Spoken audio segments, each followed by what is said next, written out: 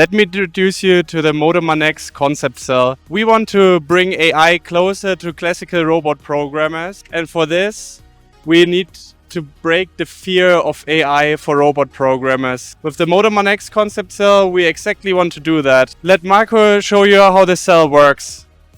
Thank you, Jonas. This is a pick and place application where fruits are picked and placed into a basket. They are first detected using a camera and a neural network to detect what fruit is where.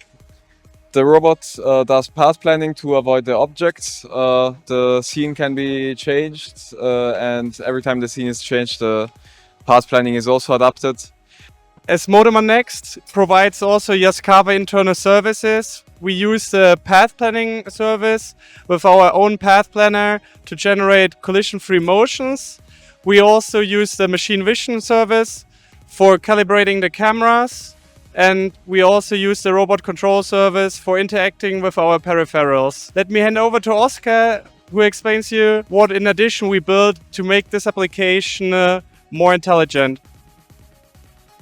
So basically we have three main Docker containers that we have developed. The first one is the vision container, which is in charge of object detection and instance segmentation of the different fruits and obstacles.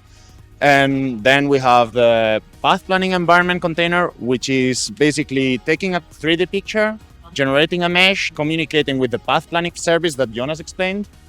And that way we can modify the environment dynamically. And finally, we have the grasping container, which is basically finding the right grasping point for the object that the user wants to grasp. Yeah, and in the future we are working with partners to create even more skills that you can focus building your application on the MOTOMAN NEXT platform without any AI expertise.